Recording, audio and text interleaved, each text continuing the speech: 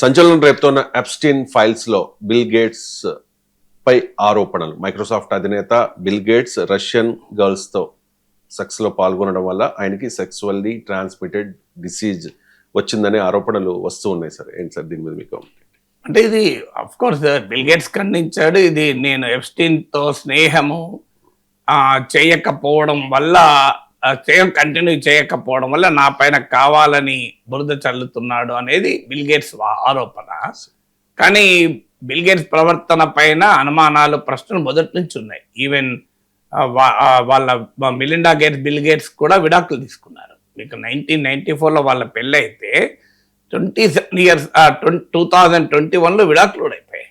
ఆ ఏజ్లో 60 ఏళ్ళు దాటాక ఆ ఏజ్లో విడాకులు తీసుకున్నప్పుడు కూడా మెలిండా గేట్స్ వైపు నుంచి వచ్చిన స్టేట్మెంట్ ఇదే.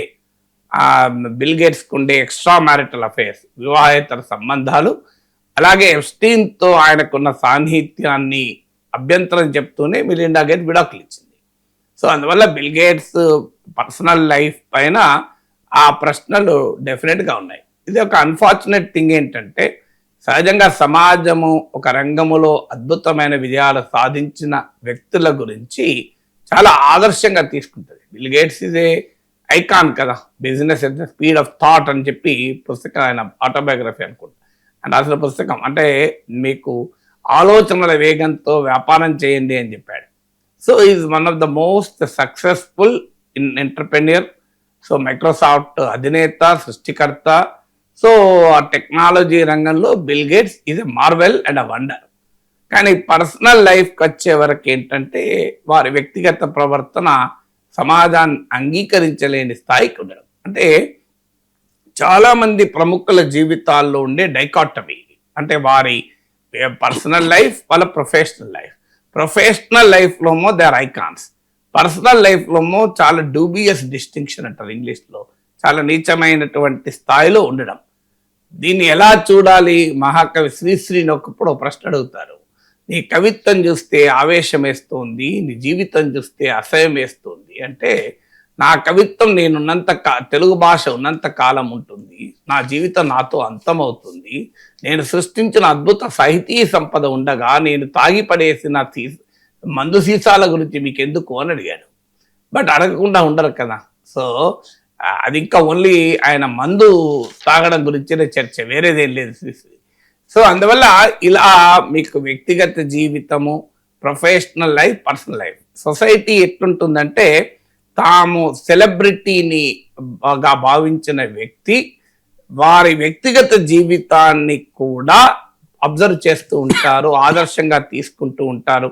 అదే సినిమా సెలబ్రిటీస్ కానీ, పొలిటికల్ సెలబ్రిటీస్ కానీ, టెక్నాలజికల్ సెలబ్రిటీస్ కానీ, ఈవెన్ ఆధ్యాత్మిక ప్రపంచంలో ఉండే గొప్పవారు కూడా అధమ స్థాయికి దిగజారి వ్యక్తిగత జీవితంలో వ్యవహరించిన తీరు చూశాం. దీనికి ఏంది మరి రెండింటి విడగొట్టి చూడాలా అంటే చూడలేము. ఖచ్చితంగా ఒక రంగములో ఐకానిక్ కంట్రిబ్యూషన్ ఉండి సమాజానికి ఆదర్శంగా ఉన్నవారు వ్యక్తిగత జీవితంలో కూడా ఆదర్శంగా ఉండాలి. పర్సనల్ లైఫ్ను, నా ప్రొఫెషనల్ లైఫ్ వేరు, మీరు ప్రొఫెషనల్ లైఫ్నే పట్టించుకోండి, పర్సనల్ లైఫ్ని చూడకండి అంటే అది కరెక్ట్ కాదు. పర్సనల్ లైఫ్లో కూడా నీవు గొప్పవాణి కాకపోయినా నీచుడుగా ఉండకూడదు కదా. సో అధమ స్థాయికి దిగజారకూడదు కదా. You should at least be an average human being కదా. లేదు నేను నా పర్సనల్ లైఫ్ నేను ఎలాగైనా ఉంటాను అంటే యు నో రైట్. ఎందుకంటే యొక్క ప్రజా జీవితంలో ఉన్న వారికి పర్సనల్ లైఫ్ పై కూడా 100% పేటెంట్ హక్కే ఉండదు. Personal life is also under scrutiny, తప్పదు. అయితే అదే సమయంలో పర్సనల్ లైఫ్లో ఉండేటువంటి ఇష్యూస్ వచ్చినప్పుడు వారి ప్రొఫెషనల్ కంట్రిబ్యూషన్ తక్కువ అంచనా వేయకూడదు కూడా. ఇప్పుడు దాన్ని రెండింటి విడగొట్టి కూడా మనం అంచనా వేయాలి. ఖచ్చితంగా వ్యక్తిగత ప్రవర్తనలో కూడా ఆదర్శంగా ఉండాలి అని మనం కోరుకోవాలి, ఉండాలి కూడా. ఉండనప్పుడు వారి వ్యక్తిగత ప్రవర్తనను ఖండిస్తున్న సమయంలో ఆయా రంగాలలో వారు చేసిన అద్భుతమైన సేవల్ని, కృషిని కాదనకూడదు కూడా. ఆ రకమైన క్లారిటీ కూడా మనకు ఉండాలి. బట్ అట్లీస్ట్ అయినా సెలబ్రిటీ చేసింగ్ ఉండే మన సమాజంలో, సెలబ్రిటీస్ను దేవుడిగా భావించే మన సమాజ లక్షణంలో మీకు డెఫినెట్గా celebrities need to be celebrities in personal life also కదా.